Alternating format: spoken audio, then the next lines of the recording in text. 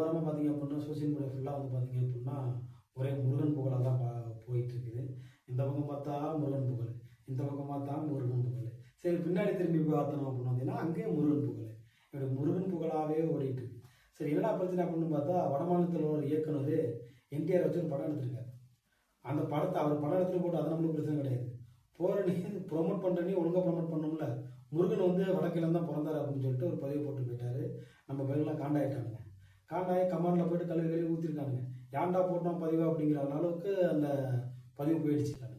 இவர் அறிவித்த அடுத்த கொஞ்ச நாள் கழிச்சு வந்து பார்த்தீங்க அப்படின்னா வெற்றிமாறன் இயக்கத்தில் தனுஷ் நடிக்கக்கூடிய ஒரு படத்துக்கு தமிழ் முருகன் அப்படின்னு சொல்லிட்டு ஒரு செய்தி ஒன்று வெளிவரும். இதை பார்த்தோட இந்த சங்கி பயிரெலாம் மைத்தெல்லாம் கலக்க ஆரம்பிச்சிச்சு. என்ன பண்ணு தெரியாமல் அதுக்கு முட்டு கொடுக்கணும்ல.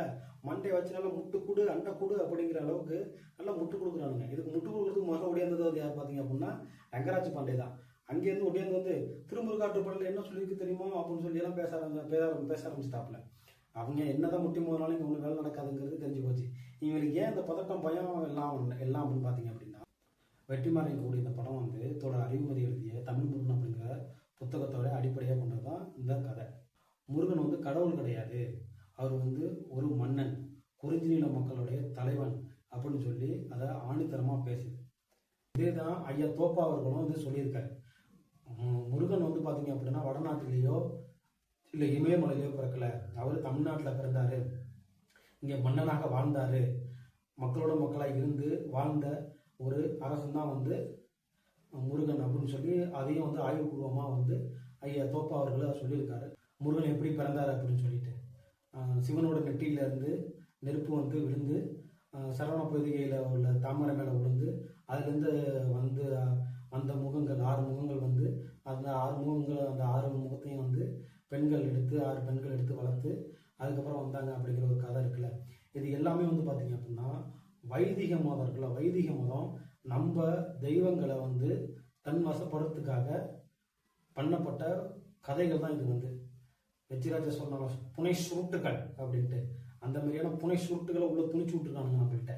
நம்மள்கிட்ட துணிச்சு விட்டதோட விளைவு தான் இந்த கதைகள்லாம் வந்து பிற்காலத்தில் அப்படியே தொடர்ந்து வந்திருக்குது.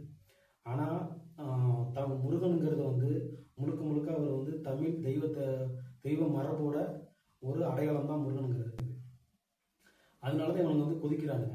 தமிழ் முருகனை வந்து எப்படியும் கையில் எடுத்து கலவரம் பண்ணலான்னு சொல்லிட்டு பல வேலைகள் பார்த்தாங்க, ஒன்றும் நடக்கலை.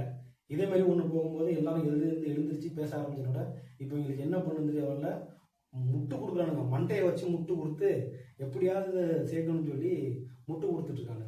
இதில் முட்டு கொடுக்கறது முதலாவது என்னது பார்த்தீங்க அப்படின்னா ரங்கராஜர் பாண்டியே தான்.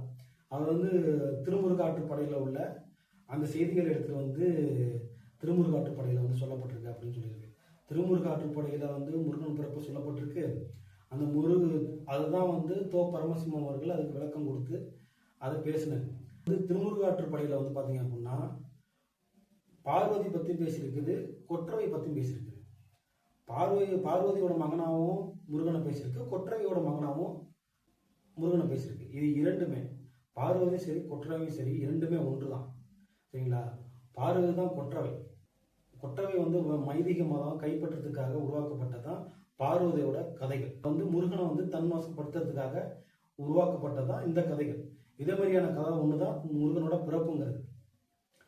வள்ளி முருகன் திருமணங்கிறது வந்து தூய தமிழ் மரபோட திருமணம். தெய்வானை முருகனுங்கிறது வந்து பாத்தீங்க அப்படின்னா முழுக்க வைதிக மதத்தோட மரபு. அது வந்து முருகனை வந்து தன்வசப்படுத்துறதுக்காக உருவாக்கப்பட்டதான் இந்த கதைகள்.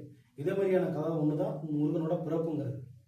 அதை தூக்கிக்கிட்டு தான் இவனுங்க அங்கேருந்து வந்து இந்த மாதிரி பேசிட்டு இருக்காங்க. முருகன் வந்து வடநாட்டில் பிறந்தது அப்படின்னு சொல்லிட்டு இந்த மாதிரி ஆறுகள்லாம் எப்படி சொல்ல முடியும்? ரங்கராஜ் பாண்டேவெல்லாம் என்ன சொல்ல முடியும்?